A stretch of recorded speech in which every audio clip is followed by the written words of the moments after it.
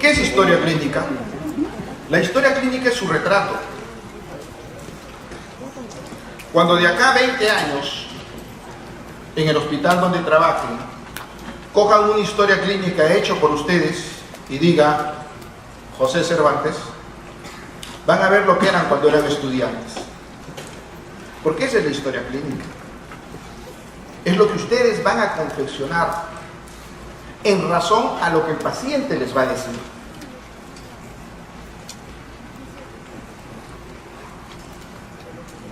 Me siento orgulloso de mi familia, me siento orgulloso de la vida porque la vida le ha dado a mis hijos, creo que lo mejor. Es mi hija, la mayor. Cuando tenía 4 añitos estaba en el jardín y le tocó salir en primavera y le pregunté, ¿de qué quieres disfrazarte? De cirujana, me dijo. Y con el mayor orgullo de un médico, la vestí como cirujana. De ahí arrancamos la historia clínica, un dolor de cabeza cuando las cosas se pasan. Arrancar todo, este inicio de historia clínica, es eso, es su punto de partida. Es para lo que se han preparado. Es para cuando sean especialistas, han decidido hacer. Es su punto de partida. Es desarrollar la relación más importante de nuestra vida. Si no desarrollamos esa relación médico-paciente, no vamos a poder tener una buena historia clínica. Y la relación médico-paciente empieza por saludar. Buenos días, buenas tardes, buenas noches. Estirar la mano y decirles, estamos acá para aprender, ahora que son estudiantes, cuando sean médicos, cuando sean grandes especialistas, porque eso es lo que aprovechamos del paciente, seguir aprendiendo. Vamos a encontrar que en la historia clínica encontramos una parte grande que habla de síntomas. Y es muy importante, el síntoma es lo que el paciente les dice, es subjetivo.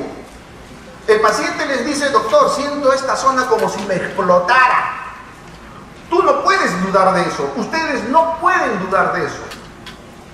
No traten de dudar de eso, traten de interpretar eso. Ese es su síntoma, por lo tanto es subjetivo. A diferencia del signo, entramos al segundo capítulo de la historia clínica, examen físico. Eso sí, es algo que ustedes van a corroborar. Con su conocimiento, con su experiencia, eso sí lo van a corroborar. Y esto es objetivo. El gran problema es esto, interpretar lo subjetivo. No traten de hacerlo, traten de ordenarlo como vamos a ver dentro de un ratito. Entonces tenemos un síntoma, como pueden ser 20 síntomas generales, en donde tenemos que tratar de buscar uno específico. El que elijan, el que su experiencia poco a poco va a ayudarnos a decidir. Este es el síntoma principal. Y con este síntoma principal voy a llegar al diagnóstico. Habrá algunos síntomas a los cuales se utiliza el término de patognomónico. Eso es lo que el médico dice, esto es eso. Que eso ya no existe. Cada vez en la medicina el concepto de patognomónico ha ido reduciéndose a algo muy pequeño. Y descartar lo banal, porque como les dije, especialmente el paciente geronto les va a decir 20 síntomas: me duele la uña, me duele la pierna, me duele el pelo, me duele el estómago, me duele el intestino, me duele el recto. ¿Y ahora por dónde empiezo? ¿Qué pongo como síntoma principal? ¿Y qué síntomas banales? Eso es experiencia, pero esa experiencia no tenemos mucho tiempo para alcanzarla. Tenemos solamente 2 semanas, ¿qué? 1 semana y 1 día. Igual en el examen físico. Como es objetivo, eso ya depende de ustedes. Lo subjetivo, como yo sé cuántos años tienes, tengo que preguntártelo. Lo objetivo sí puedo ver que necesitas lentes. Lo objetivo sí puedo ver que estás de blanco. Lo objetivo sí puedo ver que eres dama. Pero lo subjetivo tengo que preguntarlo. Nuestro entrenamiento empieza en eso, en saber preguntar. Lo que no pregunten, no les va a decir el paciente, y por lo tanto no lo van a consignar. Y por lo tanto no van a saber elegir. Si me duermo, meter un codazo.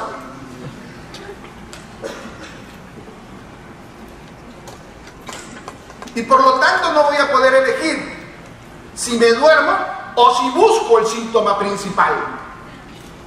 Ese es el entrenamiento de ustedes.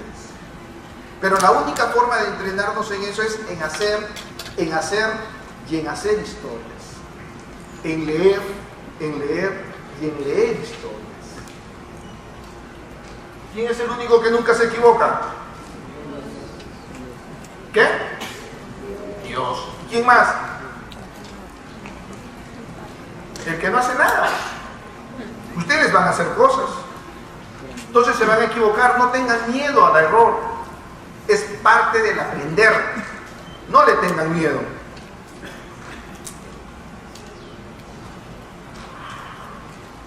Entonces una historia clínica, dos partes. Una parte subjetiva y una parte objetiva. Y un aliado que cada vez va tomando más importancia, pero no más que los dos primeros, los exámenes complementarios, laboratorio e imágenes. Anamnesis subjetivo, examen físico objetivo. Esta es la parte más difícil. Aprender a preguntar. Entonces, todo esto lo tienen ustedes. ¿Qué significa semiología? Está en razón a buscar el signo que nos permita llegar al diagnóstico. ¿Qué es la historia clínica? Por definición, es un documento médico donde se consigna todo lo referente a la evaluación semiológica. ¿Qué es semiología? En buscar el síntoma y el signo que nos lleve a su diagnóstico. Describe en forma cronológica todo lo relacionado, desde el nacimiento hasta su muerte. Miren la importancia de ustedes. Miren la importancia de encontrar la relación médico-paciente. Porque se van a meter a investigar su vida del paciente. Si no se ganan la confianza del paciente, nadie les va a decir nada. Más aún, nos van a mirar de frente. En tu historia clínica está, doctor, revísate. Y eso es lo que vas a poner en la historia clínica. Y se registra con letra legible, por favor. Les dije al comienzo, la historia clínica es su retrato. Si ustedes se valoran, su historia clínica debe ser igual de impecable. Cuando te enamores, lo primero que tienes que hacer es mirar los zapatos del enamorado. Porque si él tiene la delicadeza de cuidar sus zapatos, va a tener la delicadeza de cuidarte. Acuérdate de eso. Aquella persona que hace la historia clínica con letra legible no tiene miedo de que lo lean, no tiene miedo de ser transparente. El acto médico es trascendental en la anamnesis, es de importancia en salud.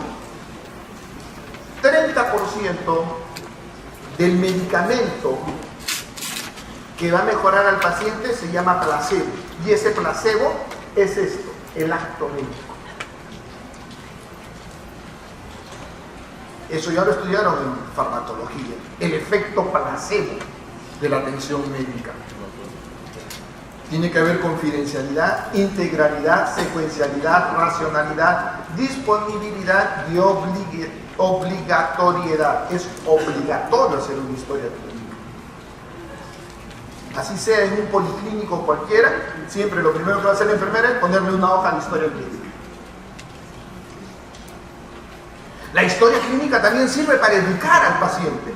Esas atenciones de solo en 10 minutos no sirven, porque la historia clínica, el acto médico, también sirve para educar al paciente. La principal causa de infección urinaria en las damas es las relaciones sexuales. Pero ¿qué médico se atreve a preguntarle, disculpa Linda, ¿Has tenido relaciones sexuales en los últimos días? Muy pocos. ¿Has tenido relaciones rectales? ¿O tus relaciones sexuales, después de que tienes relación sexual, vas al baño y orinas? Muy pocos. Lo único que nos interesa, disuria por la lluvia, dale su antibiótico y chao, calabaza. ¿Qué pasa con tu vida sexual? Es tu problema. Para eso hay un ginecólogo. Entender que nuestro acto médico es esto también, educar al paciente. Muy bien, la historia clínica tiene partes. Tiene una parte, como dijimos, de anamnesis. ¿Tiene? Y una parte que es examen físico. Lo que vamos a darle importancia ahora es a la anamnesis. La anamnesis también tiene distintas partes. La primera parte es ectoscopía. Y ahí entramos a la anamnesis propiamente dicha, donde lo primero es filiación, enfermedad actual con síntomas principales, tiempo de enfermedad, forma de inicio, curso de enfermedad, relato de síntomas y funciones biológicas. Y ahí vienen los antecedentes. Y por último, revisión de aparatos y sistemas. Muy importante, y todos los médicos les van a decir, una vez que han colocado filiación, tienen que colocar su enfermedad actual. Tienen que consignar acá su síntoma principal, su tiempo de enfermedad, su forma de inicio, su curso de enfermedad, y después entrar a la historia, al relato. ¿Qué le enseño yo a mis alumnos? Que primero pongan el relato. Primero agarren su historia como una línea de tiempo. El paciente viene por cefalea, 15 días antes, la línea es 15 días cefalea. Y de ahí va a describir todo lo que corresponde a cefalea. Primero hagan el relato. Una vez que tienen el relato, ahí sí, ¿qué es lo más importante? Ahora sí, pondré los síntomas principales de ese relato. Ahora sí, le podré poner el tiempo de enfermedad de ese relato. Ahora sí, le podré poner su forma de inicio y su curso de enfermedad. Muchos empiezan esto y ponen síntoma principal tos, tiempo de enfermedad 5 días, forma de inicio agudo, curso de enfermedad progresivo, relato, paciente refiere que hace 20 días. ¿Cuántos días puso? Miren la discrepancia. Esto de acá es un resumen de su relato. Esto de acá sirve para cuando el médico con experiencia viene y dice, síntomas principales, tiempo de enfermedad, esa es la enfermedad. Por ahí va a ir mi cabeza. Ustedes no lo hagan así. Cuando tengan la experiencia, lo van a hacer. Pero ahora que están empezando, primero confeccionen su relato. Una vez que tienen su relato, nos vamos al resumen. Y ahí podré poner el síntoma principal, el tiempo de enfermedad, la forma de inicio y el curso de enfermedad. Y ahí sus funciones biológicas y sus antecedentes. Muy bien, ¿qué es ectoscopía? Observar el afuera.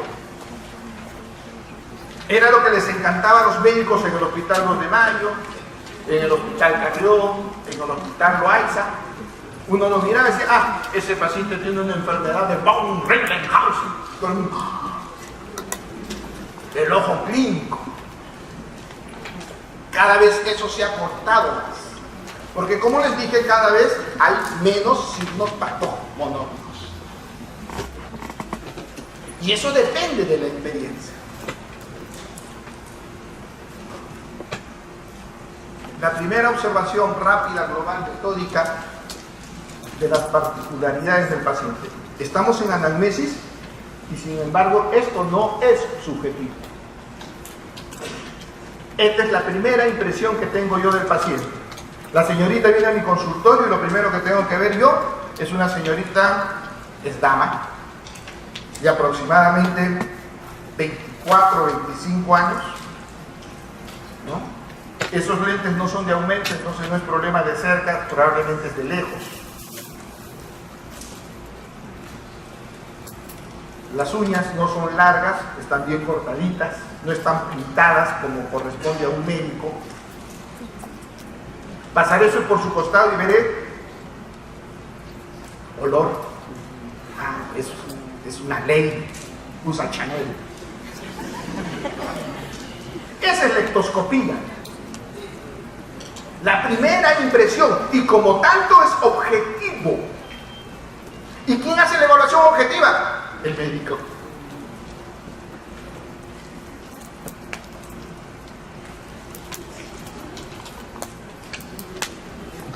Paciente varón de aproximadamente 16 años, caquético, en estado agónico. Esa es la ectoscopía. Entonces tengo que consignar lo mínimo: el género, la edad aparente, el estado de gravedad, los signos más destacados, y no solamente en el paciente, a veces ver el entorno es importante. A veces el paciente no tiene sangrado, pero cuando veo su velador está lleno de servilletas con sangre.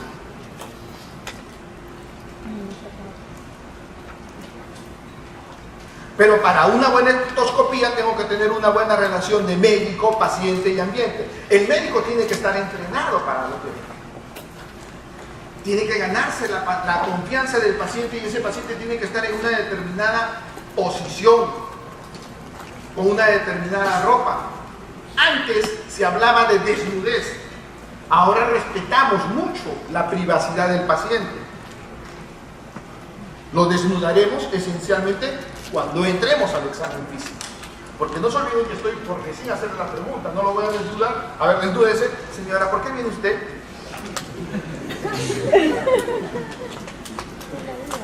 No le hagan nunca al paciente lo que no les gustaría que les hagan a ustedes.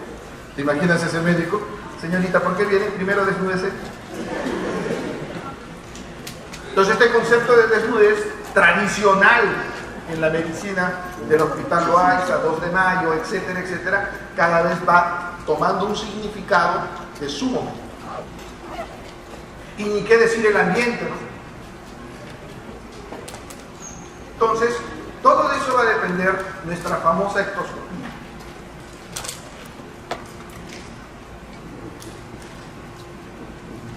Tiene mucha importancia cuando tenemos un paciente pediátrico, porque el paciente pediátrico a veces no expresa lo que siente.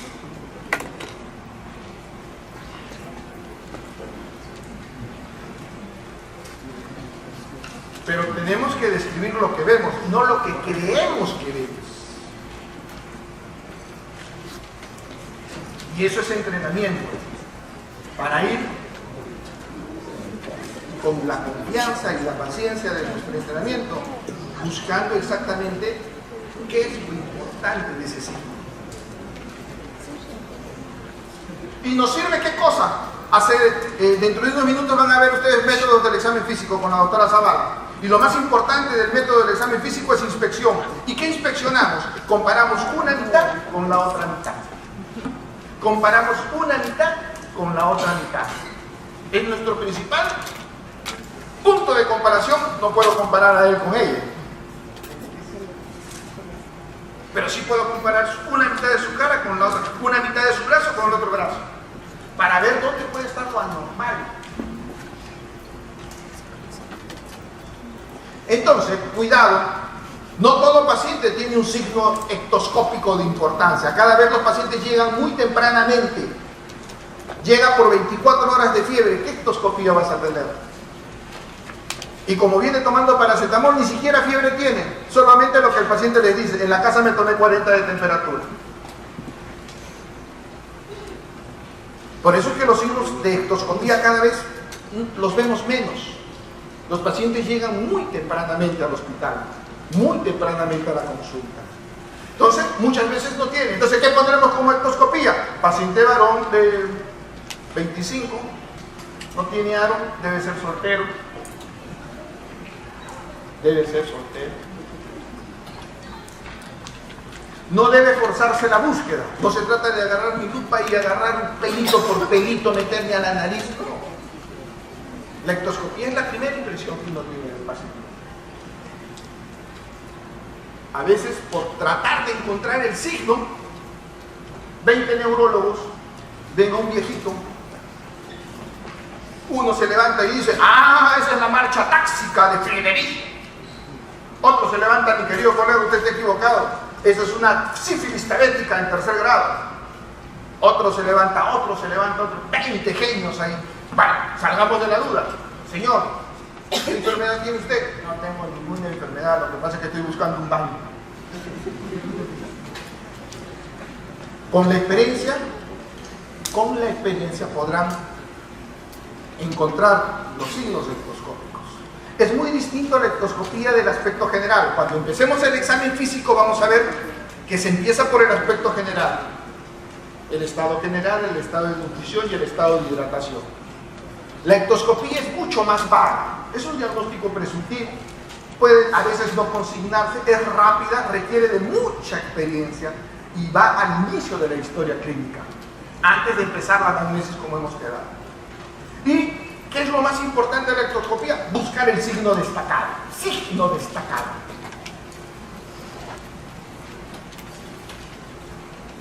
Diagnóstico.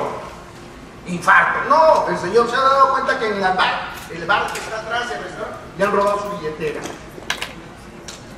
Por eso a veces la ectoscopía nos puede llevar a errores. Entonces, generalmente la ectoscopía, si bien es lo primero que vamos a consignar, consígnenla en su cabecita, no lo escriban todavía. Una vez que han relatado su historia clínica, van a correlacionar lo de su historia clínica con lo que han creído. Paciente con alas de la nariz anchas, dedos anchos. ¿Qué enfermedad? ¿Qué enfermedad? Ya has hecho anatomía, ya has hecho endocrinología, ya has hecho fisiología, endocrinológica. ¿Qué enfermedad? Con prognatismo, ¿qué enfermedad? Acromegalia. Si a eso el paciente va con dolor de cabeza y trastorno visual, la ectoscopía toma una gran importancia, porque si no, simplemente es un paciente que ha venido del África. Entonces la ectoscopía tratemos de conllevarla con algún otro dato más, para no equivocarnos. Paciente azul con edema que deja signo de fovea, presión venosa elevada, insuficiencia cardíaca. Cianosis peribucal con dedos acrobáticos, valvulopatía, flexionado una pierna, la otra no está flexionada, un brazo en supino, y para ponerlo en supino el paciente tiene que colocarlo, a diferencia, ¿qué cosa? Una parálisis de un hemicuerpo, lo que les mencionaba. Aunque esta imagen es para una enfermedad específica, siempre la aclaro yo, paciente que ustedes ingresan a un ambiente lleno de tuberculosis, obesidad, cara en media luna, hirsutismo, Cushing. ¿Y dónde empieza el Cushing? Soy asmática, doctor.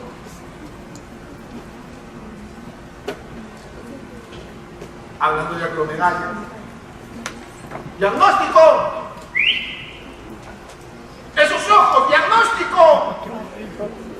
No hay mucho que discutir. ¿Y eso? La otra contramedalla, el hipotiroidismo. Entonces, todas esas imágenes las tienen ustedes en la clase, en aula. Y el ejemplo más típico de lo que podemos buscar en la ectoscopía es esto, la ictericia.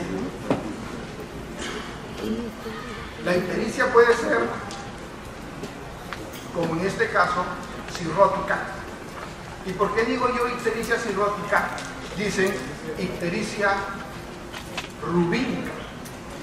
Porque al paciente le encuentro, ya podemos llegar. Porque al paciente le encuentro con ese abdomen. A diferencia de la ictericia biliverdínica, obstructiva, colestásica, paciente con acolia. O la ictericia flavínica, del paciente con anemia hemolítica. Miren cómo un mismo signo que le puede dar una ectoscopía de ictericia puede corresponder a tres enfermedades distintas. Una del hígado, una de vía biliar o una de la diabetes.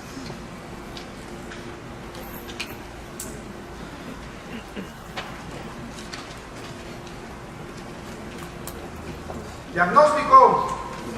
A ver. Miren el esquema malar en paciente mujer joven. ¿Puede ser un síndrome febril? Sí, puede ser un síndrome febril. pero así, un eritema en alas de mariposa.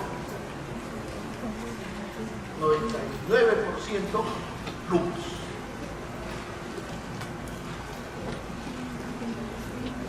¿Por qué es el adenoidea? ¿Qué es el adenoide? ¿Alguien sabe qué es el adenoide? Una de las tónsilas. ¿Cuál de las tónsilas? ¿Cuál de las amígdalas? La amígdala faríngea, la que está pegada en la faringe arriba, que como crece tapa las coanas. ¿Qué son las coanas? La apertura que comunica la fosa nasal con la nasofaringe, la tapa. Y al taparla no puede respirar por la nariz y tiene que respirar por la boca. Como ya se olvidaron de la anatomía, Dios los libre. Ah, bueno, ese es otro tipo de mudo. El ausente. Ya saben a quién eligieron. Ustedes votaron. Ustedes son los culpables de casi nuestras desgracias. Por supuesto que mi generación fue culpable de 20 siglos de desgracia. La osteogénesis imperfecta. ¿Alguien conoce un tenista que se le parece? Francés. Monfils. ¿No les gusta el tenis? Acuérdense, quien solo sabe medicina, ni medicina sabe. Bueno, un pequeño break.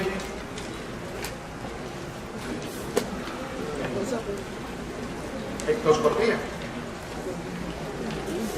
Ectoscopía. No me vengan a decir que es un ITT, ¿no? Tampoco me digan que es un marcapaso, pero no sean malos. ¿Quién sacó esa canción del marcapaso? Entonces, después de la ectoscopía, entramos a la anamnesis propiamente dicha. Y la anamnesis propiamente dicha parte por lo que se llama filiación, enfermedad actual, antecedentes y revisión de aparatos sistémicos. 15 minutos para correr. La anamnesis son los datos que nos van a dar en cuanto prácticamente primero los datos personales, la filiación, después lo que hemos conversado sobre el motivo de consulta, el resumen, la enfermedad actual, que es el relato, y los antecedentes. Todas las historias, todos los libros van a seguir ese orden. Entonces necesitamos entrar a la anamnesis. ¿Qué significa anamnesis?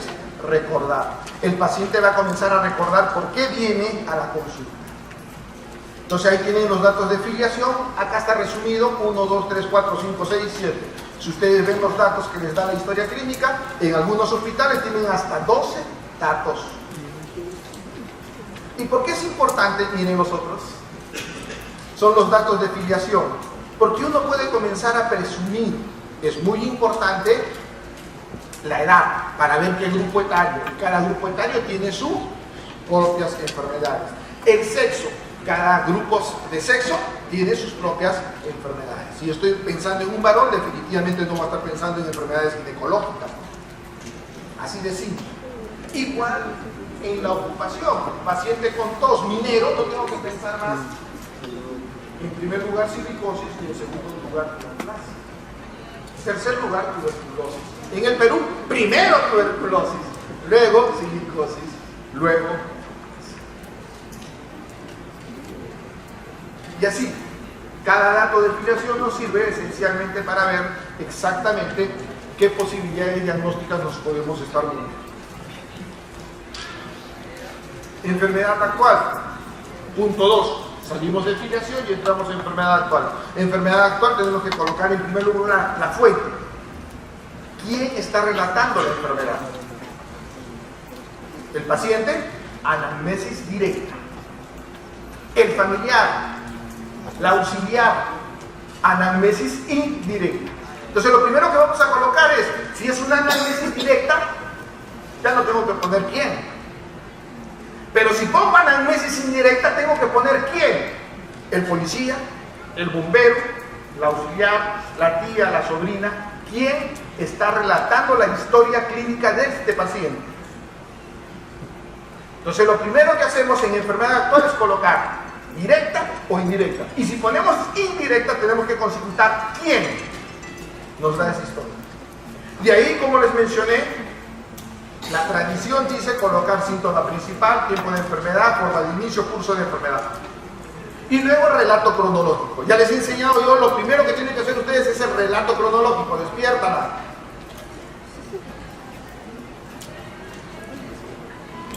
Lo primero que tienen que cocinar es el relato cronológico. Y una vez que tienen el relato cronológico, hacen su resumen. Hablando de fuentes. Entonces lo primero que tenemos que ver, la pregunta que tienen que hacer ustedes, ¿cuál es el motivo de consulta? Siempre empiecen por eso. Señora, ¿por qué viniste al hospital? Porque generalmente ese es el síntoma importante. Todo el resto son síntomas secundarios. Generalmente ese es el que yo voy a tomar como la punta del ovillo, el que me va a llevar a la enfermedad.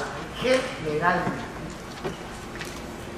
Entonces tenemos que colocar un análisis del síntoma, forma de inicio. La señora viene por cefalea, forma de inicio, la cronología de eso, la localización, la irradiación, las características del síntoma.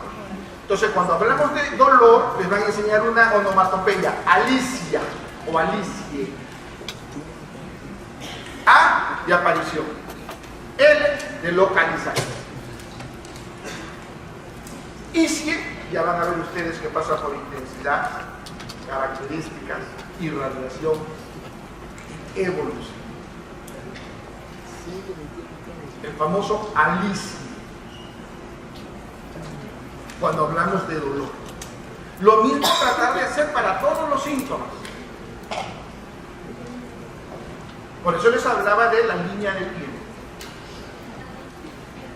Recomendaciones, tratar que el paciente defina. Vengo porque me da vuelta las cosas. ¿Usted da la vuelta o las cosas dan la vuelta? Porque el paciente viene y dice, tengo mareo, tengo vértigo. ¿Para usted qué es mareo? ¿Para usted qué es vértigo? Tomar en cuenta los problemas de comunicación es muy importante. La paciente de provincia viene y dice, tengo problemas para defecar. Y si ustedes no conocen que en provincia el orinar es defecar, sonar. Muchas de las personas del interior, especialmente de edad, al orinar y al defecar le llaman defecar. Y tienes que preguntarle, ¿usted me está hablando de defecar por delante o defecar por atrás? Por delante, doctor. Ah, ¿usted está hablando de orinar? Sí, doctor. Siempre ponerse a la altura del paciente, no en estatura, sino en el grado cultural del paciente. Especialmente cuando son gerontos. Las preguntas no deben insinuar la respuesta. ¿Y le duele acá? Sí, doctor. ¿Y le duele acá? Sí, doctor. ¿Y le duele acá? Sí, doctor. Se mareaba. Señora, ¿dónde le duele? Deben ser genéricas. ¿Dónde le duele? Se irradia, el dolor se corre para algún sitio. ¿Hacia dónde se corre el dolor? ¿Calma con algo el dolor? ¿Tiene dificultad para respirar? ¿En qué momento tiene dificultad para respirar? ¿Todo el día, en la mañana, en la tarde, cuando sube escaleras, cuando baja escaleras? Y tener paciencia, mucha paciencia. Una historia clínica, mi primera historia clínica la hice en casi 26 horas. Como vivía dentro del hospital, subía y bajaba. Entonces agarraba el libro, tengo que buscar esto, nuevamente desde la frente. Señores, nuevamente al libro. Ahí, nuevamente. No cometan ese error. Entonces, definitivamente, buscar la enfermedad, especialmente la enfermedad actual, su forma de inicio y luego su correlato cronológico. Por eso les hablaba de la línea de tiempo. Hace 15 días, ¿qué pasó hace 10 días? ¿Qué pasó hace 7 días? ¿Qué pasó hace 6 días? ¿Qué pasó ayer? Su relato cronológico.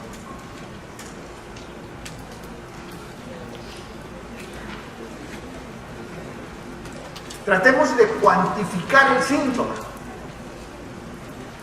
Tratemos que eso subjetivo sea objetivo. Si 10 es lo máximo de dolor y 0 es nada de dolor, ¿cuánto tiene usted de dolor? 5, doctor. Es lo que para la paciente es. Si 10 es lo máximo de cansancio y 1 es nada, ¿cuánto de cansancio tiene usted? tratemos de cuantificar ese dato subjetivo. Intensidad. Entonces, cuando le pongamos intensidad al síntoma, traten de cuantificarlo. ¿Qué factores desencadenan? Entonces, siempre colocar los agravantes y los atenuantes. ¿Con qué agrava su síntoma? ¿Con qué disminuye su síntoma? Y los síntomas acompañantes. Eso que nadie quiere preguntar, porque cuando uno pregunta síntomas acompañantes, les relatan como 100 síntomas. Bueno, poco a poco van a ir separando. En el siglo XXI, casi 30% de las enfermedades son iatrogénicas. Nunca dejen de preguntar al último, ¿estuvo tomando algún medicamento? ¿Comenzó a tomar usted un medicamento?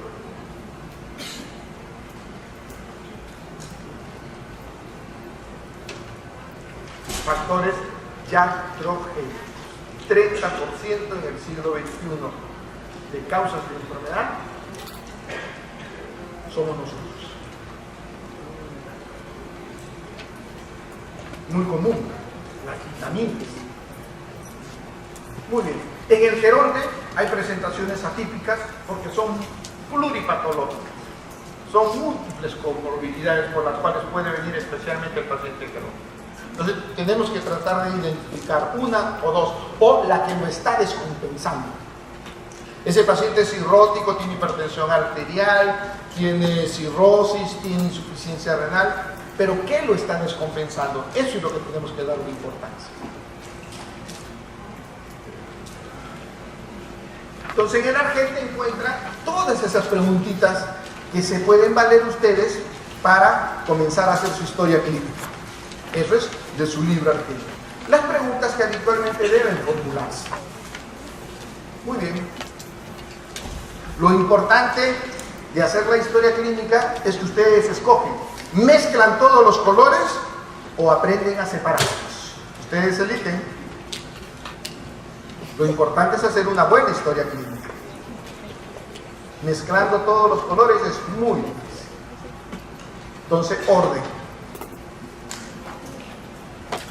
Y no se olviden que esto es como el iceberg. Solamente ven la punta. ¿Qué hay acá abajo? El buscar qué hay acá abajo va a depender de ustedes. De no olvidarse de preguntar qué lo agrava, qué lo calma. Y ahí viene una pregunta que siempre me acuerdo de la doctora Eva de Baer cuando hice mi residencia de medicina interna en el Hospital 2 de Mayo. Pregúntenle al paciente qué cree que ha causado su enfermedad. A veces el paciente te dice qué ha causado su enfermedad. Muchas veces no. Pero siempre es válido ver qué cosa hay abajo. Muy bien. Por último penúltimo, funciones biológicas, apetito, sed, orina, deposiciones, sueño, cambios ponderales, para ver qué grado de trastorno fisiológico puede tener el paciente con la enfermedad actual. Y entramos al capítulo de antecedentes. Entramos a antecedentes generales.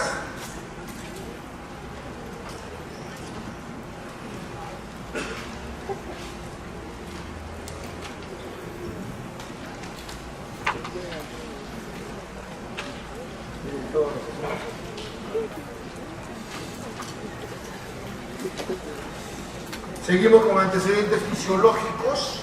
Todo eso ustedes lo tienen bien ordenado en la clase o en la historia clínica que les dio el doctor Jiménez. Dentro de antecedentes fisiológicos, una de mis taras, cada uno de ustedes tiene que conocer cuáles son sus taras, es muy importante y no hay que tenerles miedo. Una de mis taras es que siempre me olvido de preguntarle al paciente cuándo fue la fecha de su última regla. Que nunca se olviden eso de ustedes, en caso que sea su paciente mujer. Siempre preguntarle cuándo fue su última regla. Por ahí muchas veces está la enfermedad. Los antecedentes fisiológicos muy ordenados. Muy importante, actividad sexual, siglo XXI, VIH.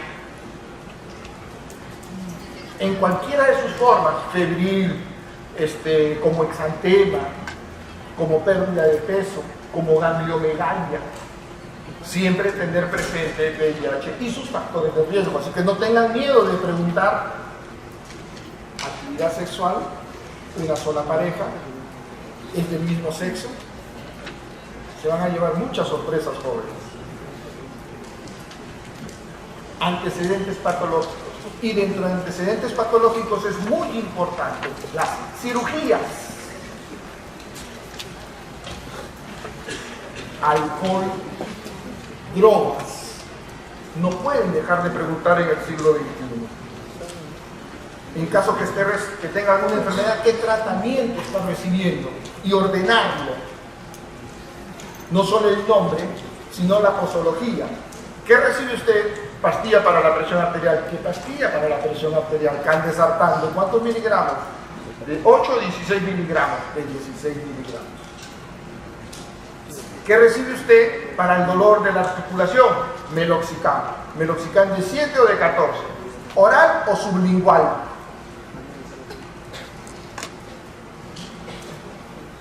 Siempre recordar, por favor, para evitar los olvidos, enfermedades de la infancia, enfermedades médicas, antecedentes alérgicos. No pueden terminar su historia, especialmente el capítulo de antecedentes patológicos, sin preguntar alergias. Y dentro de alergias, ¿ha recibido alguna vez penicilina? Mucho cuidado. Antecedentes quirúrgicos y traumáticos, como hemos conversado. Para ir finalizando con antecedentes familiares, entonces tenemos que recordar padres, abuelos, hermanos, la línea directa, incluso esposos.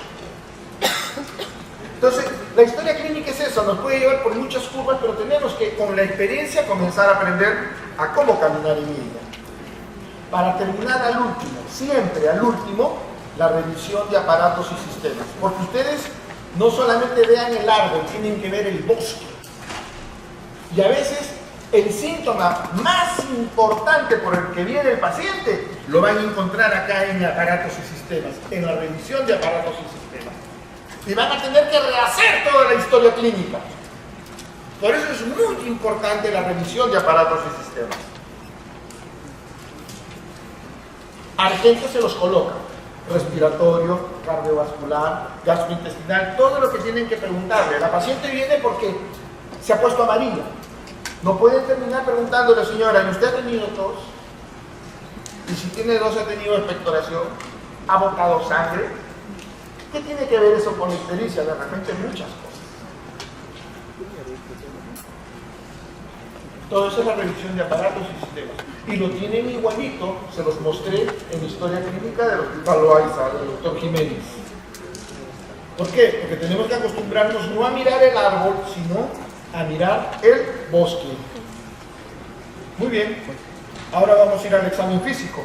Para eso vamos a recibir a la doctora Zavala, en donde el examen físico lo dividimos en uno regional, que es lo que van a aprender ustedes en esta semana, el general, para luego entrar, el general, para luego entrar al regional, neumológico, cardiovascular, etc. Y el examen físico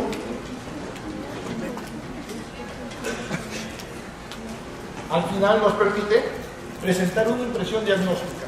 La impresión diagnóstica que tienen que dar ustedes es sindrómica, ictericia. No me interesa que me pongan cirrótico, cáncer de vía biliar. Lo que tienen que hacer es su síndrome, ictericia. Pero ya hemos aprendido, luego viene el diagnóstico presuntivo, y ahí viene el diagnóstico etiológico y por último el diagnóstico topográfico. Si ustedes guardan ese orden, no se van a equivocar nunca.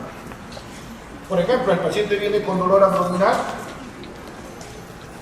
Si le encontramos una vesícula con cálculos, pues podremos hablar de que su enfermedad final es una litiasis vesicular. Si el paciente tiene dolor articular intenso, puede ser que tenga hemólisis, anemia, y podremos encontrar una bilirrubinemia indirecta incrementada.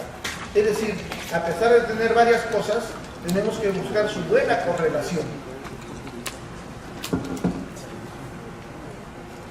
Cuando escuchan trotar, piensan en caballos o en cebras.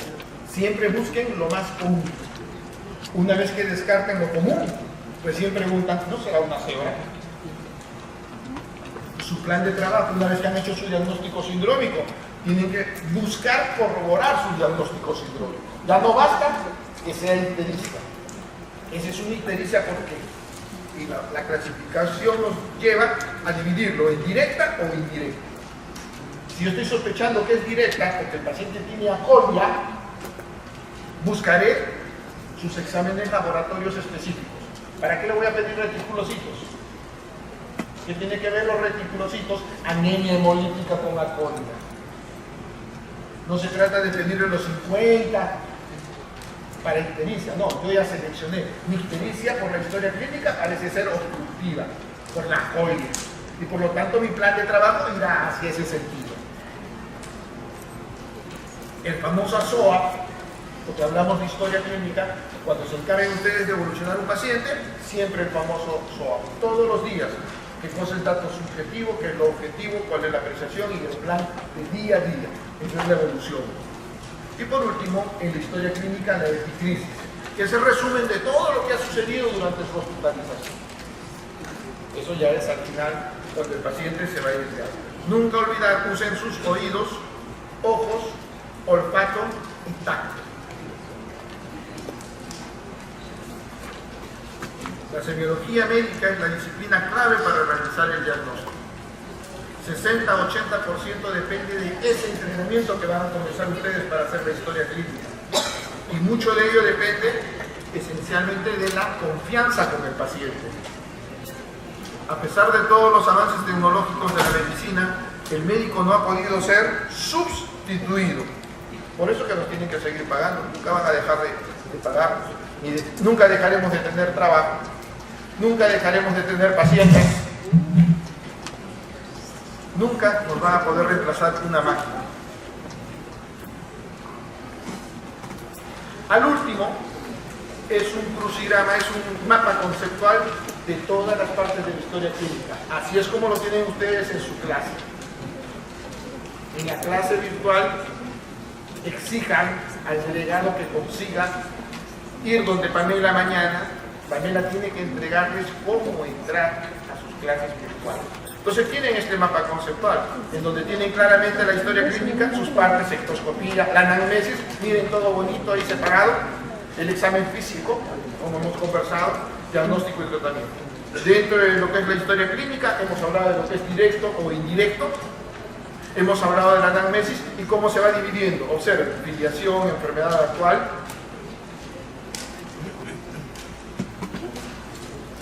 funciones biológicas, antecedentes y revisiones anamnésicas. Entonces tenemos enfermedad actual, funciones biológicas, miren todo lo que pueden conseguir. Antecedentes. Dentro de antecedentes ya habíamos conversado los antecedentes personales fisiológicos, personales generales, personales fisiológicos, personales patológicos y antecedentes familiares, todo en un mapa conceptual para que nunca se olviden.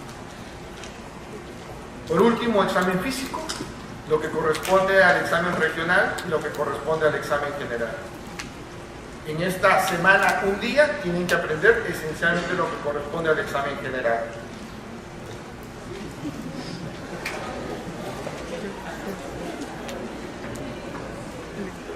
Una gata, ¿no? Una gata. Esa linda señorita de 4 años, hace poco, tuvo el honor de graduarse en esta universidad en el primer lugar de su promoción. Nunca se olviden de eso. El que trabaja con sus manos es un artesano. El que trabaja con su mente es científico. El que trabaja con el corazón es un artista. Pero el que trabaja con sus manos, con su mente y con el corazón es un médico. Jóvenes, muchas gracias.